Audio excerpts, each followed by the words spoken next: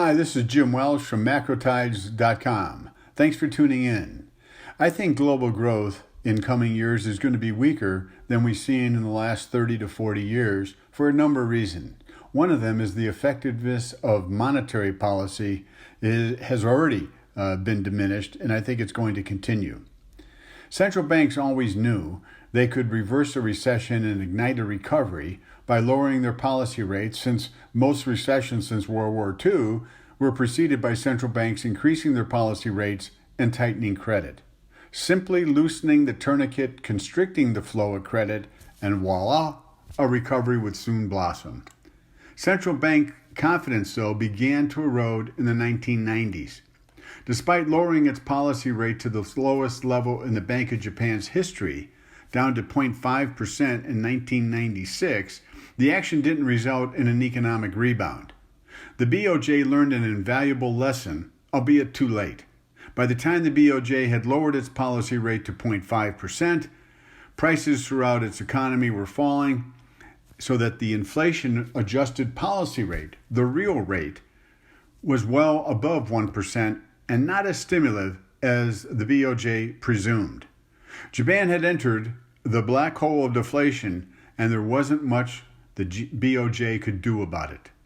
After the U.S. economy entered a recession in 2001, Federal Reserve Chairman Alan Greenspan lowered the federal funds rate to 1% and below the inflation rate to avoid the trap the BOJ had fallen into. Greenspan saw the policy mistake the BOJ had made and made sure the Fed didn't repeat it. Notice how the policy rates of the BOJ and the Fed since 1980 have posted a lower high at the end of each business cycle. Two conclusions can be drawn from this pattern.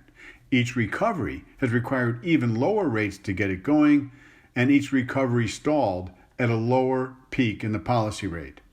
In 2000, the Bank of Japan launched an aggressive quantitative easing program to reverse the recession and deflation that developed after the Asian financial crisis in 1997. The BOJ's QE program included buying government debt, but also private debt and stocks.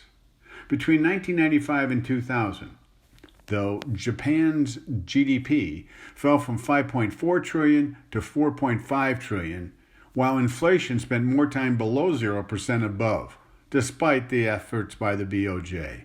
The financial crisis exposed a painful truth for the Federal Reserve and eventually the ECB. Central bank's primary and historically most powerful policy tool, the policy interest rate, was no longer effective. The Federal Reserve launched its first QE program in December of 2008, followed with QE2 in November 2010 and QE3 in September 2012.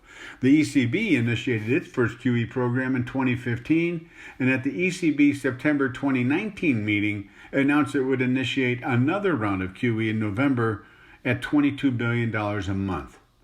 The financial system was on the brink of collapse in December 2008 when the Fed launched its first QE program.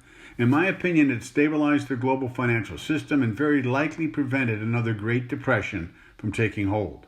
While there should be little debate on the need and efficacy of QE1, the value of QE3 was minimal in economic terms, although it certainly helped inflate asset values far more than economic activity, and with the assistance from the ECB and Bank of Japan, asset values across the globe. Thanks for tuning in. May something positive happen for you today.